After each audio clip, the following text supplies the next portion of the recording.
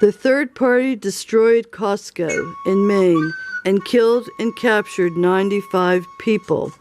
To avenge the barbarities and other perpetrated in New England, and combined expedition against Canada was proposed.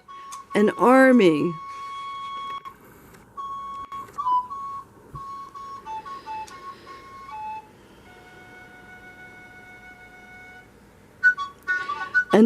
was raised in New York and Connecticut, which proceeded as far as the head of Lake Champlain, but not finding boats to cross the lake, were obliged to return.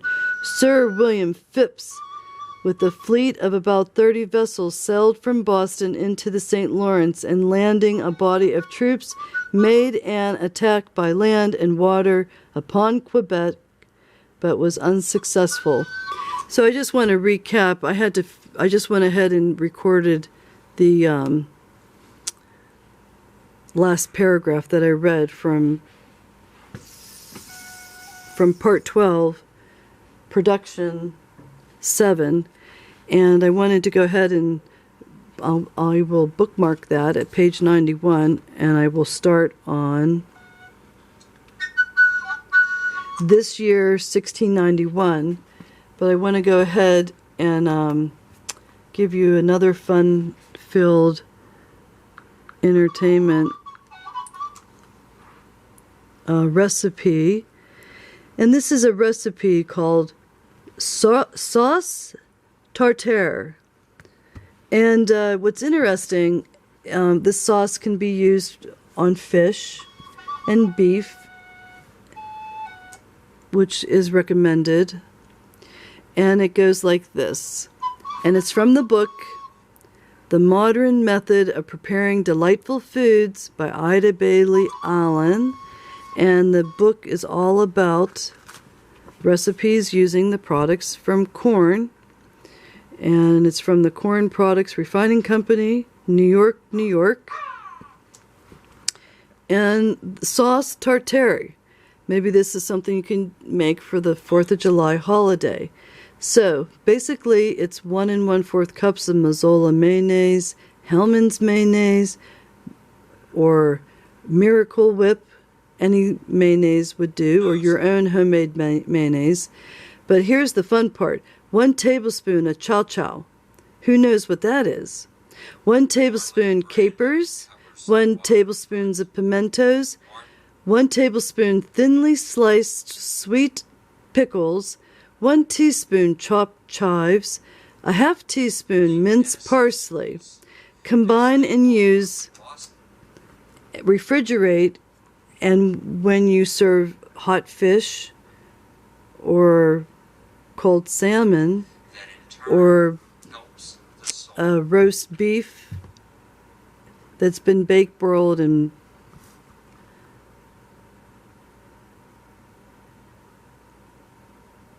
or barbecued, it's delicious. Now, tartare, what does that remind you of? Well, the Flat Earth people believe in a Tartarian empire. So Tartaria is an actual reference to historic history. And again, it's called sauce tartare. And what is chow chow? Well, chow chow is 2 pounds of chopped green cabbage, around 10 cups, 2 large green tomatoes seeded and diced, 1 jumbo Vidala onion diced, 1 large green bell pepper seeded and diced, 1 large red bell pepper seeded and diced, 1 1/2 tablespoons of pickling salt, 1 tablespoon of mustard seeds, 2 teaspoons of celery seeds, and this is a Southern style recipe. And it's served atop hot dogs, barbecue, or a way to perk up pinto beans and a side of cornbread. And I want to go back to the recipes. So you want to use a nice glass bowl. And if you cannot find green tomatoes, tomato tillies work in a pinch. Remove the seeds and diced. You hopefully, green bell pepper or red bell pepper or yellow or orange. You want to, chop and remove the seeds. Again, the cabbage is fresh cabbage. It doesn't need to be cooked or boiled. And the seasonings are imperative.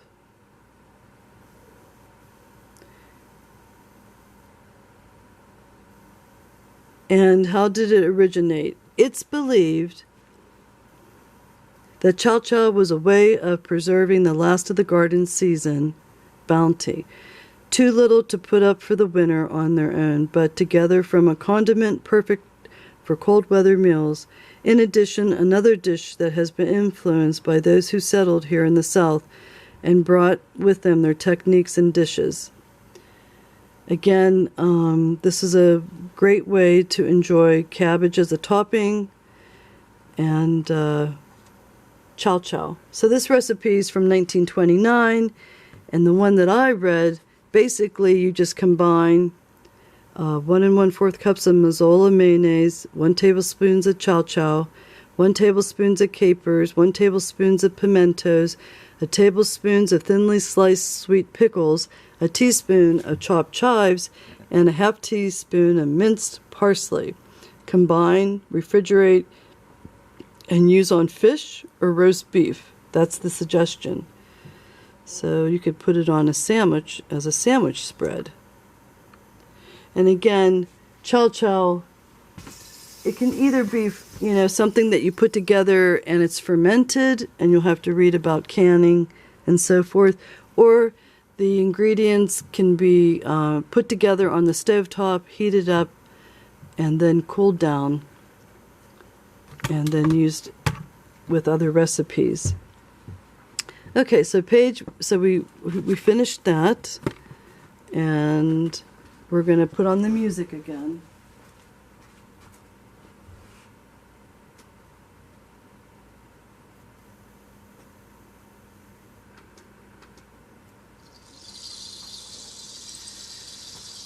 Okay.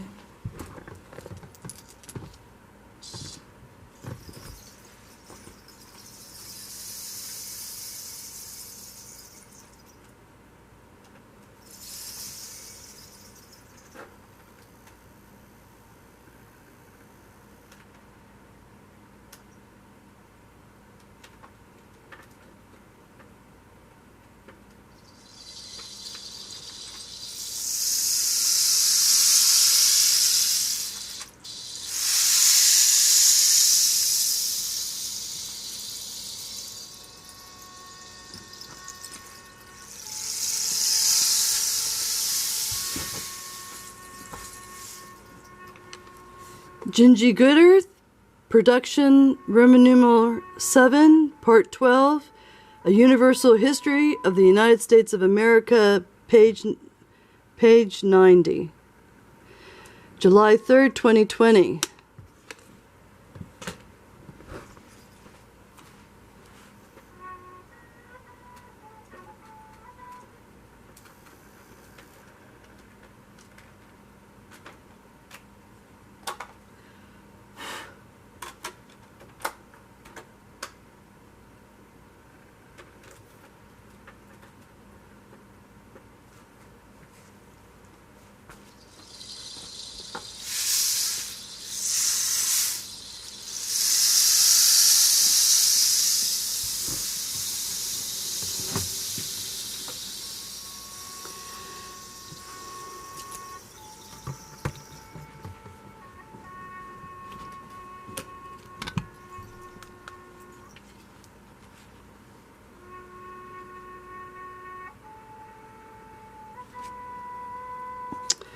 Page 91.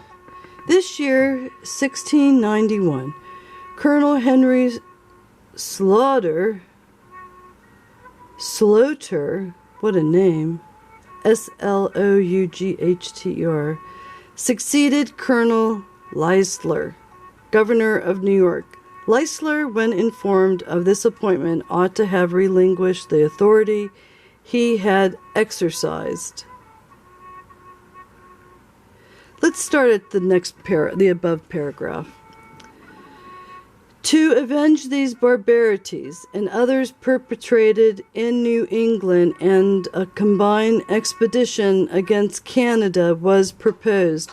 An army was raised in New York and Connecticut, which proceeded as far as the head of Lake Champlain, but not finding boats to cross the lake, were obliged to return.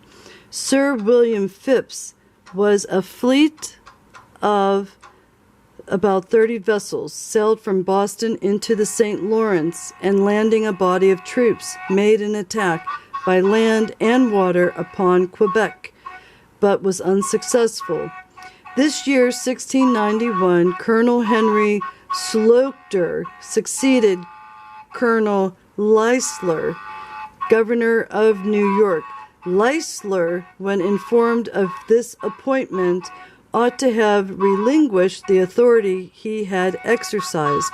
Although twice required, he refused to surrender the fort. Sloughter caused Leisler and Milborne to be arrested and executed for high treason. In July 1691, Peter Schroller, at the head of 300 Mohawks, made sudden and bold attack upon the French settlements at the north end of Lake Champlain. An army of 800 men was dispatched from Montreal to oppose him. With them he had several singular but successful conflicts, in which he killed a greater number of the enemy than his whole party. In 1692, Colonel Fletcher succeeded Governor Sloughter and was authorized by his commission to take command of the militia of Connecticut. This power having been given by the charter to the governor of the colony of New England, he determined not to relinquish it and was supported by the people. On the 26th of October, Colonel Fletcher came to Hartford while the assembly was sitting, and in his Majesty's name demanded their submission of the militia to his command, as they would answer it to his Majesty, and that they would give him a speedy answer in one word, yes or no. He subscribed himself his Majesty's lieutenant and commander-in-chief of the militia, and of all the forces by the sea or land, and of all the forts and places of strength in the colony of Connecticut.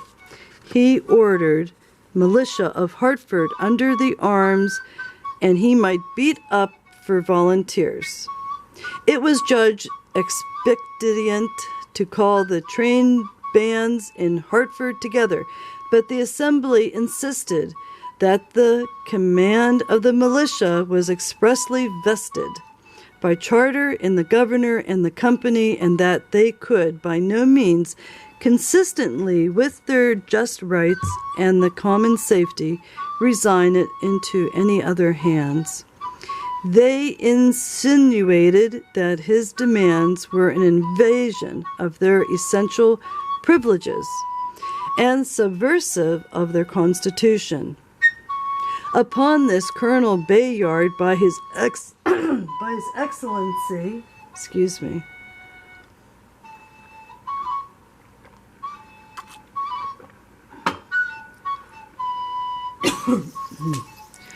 his excellency, had no design upon the civil rights of the colony. Upon this, Colonel Bayard, by his excellency command, sent a letter into the assembly declaring that his excellency had no design upon the civil rights of the colony, but would leave them in all respects as he found them. In the name of His Excellency, he tendered a commission to Governor Trout, empowering him to command the militia of the colony. He declared that His Excellency insisted that they should acknowledge it an essential right inherent in His Majesty to command the militia, and that he would determine not to set his foot out of the colony until he had seen His Majesty's commission obeyed. That he would issue his proclamation showing the means he had taken to give case. That he would ensure the proclamation showing the means he had taken to give ease and satisfaction to His Majesty's subjects of Connecticut, and that he would distinguish and disloyal from the rest. The Assembly, nevertheless, would not give up the command of the militia, nor would Governor Trout receive a commission from Colonel Fletcher.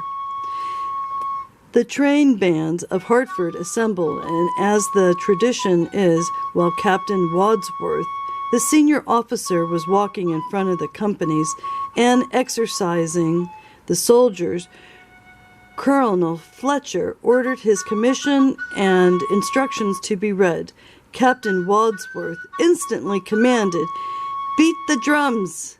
And there was such a roaring of them that nothing else could be heard.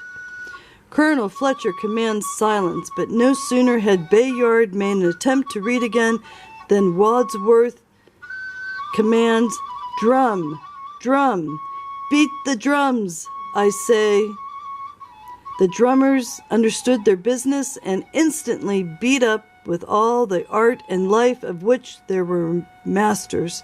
"Silence, silence," says the colonel. No sooner was there a pause.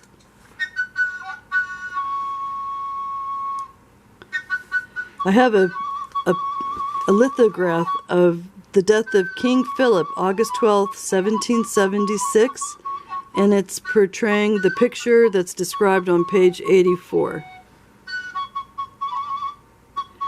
Major Waldron falling upon his own sword in 1696 on page 94. So we're 2 pages away from that. So we will see this next. This illustration, what it refers to. Then Wadsworth speaks with great earnestness. "Drum, drum, I say," and turning to His Excellency said, "If I am interrupted again, I will make the sun shine through you in a moment." He spoke with such energy in his voice and meaning in his continuance that no further attempts were made to read or enlist men. The nose, sisters. Rose nose and Nabilia nose.